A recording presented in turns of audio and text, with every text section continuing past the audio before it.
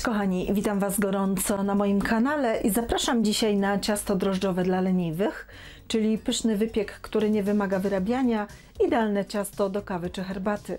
Zapraszam do oglądania filmu. Składniki. W dużej misce lub w garnku umieszczamy po kolei jajka, pokruszone drożdże, cukier puder, olej, zimne mleko,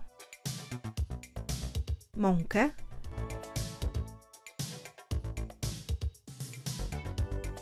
oraz cukier wanilinowy. Miskę przykrywamy ściereczką i odstawiamy na 3-4 godziny do wyrośnięcia w ciepłe miejsce. Po tym czasie wszystko dokładnie mieszamy łyżką.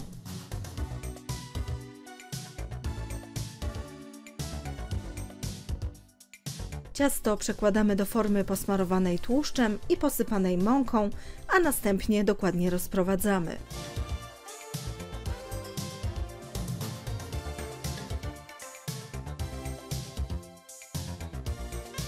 W kolejnym etapie przygotowujemy kruszonkę. Do miski wsypujemy mąkę oraz cukier.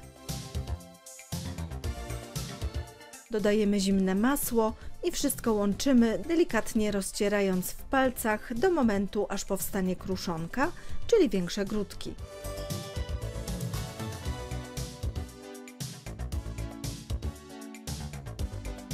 Wierzch ciasta posypujemy przygotowaną kruszonką.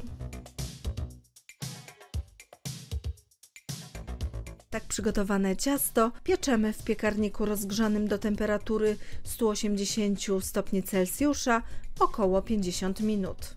Upieczone ciasto studzimy w piekarniku. Po więcej pysznych przepisów zapraszam na mój kanał Smakowite Dania oraz na stronę smakowitedania.com.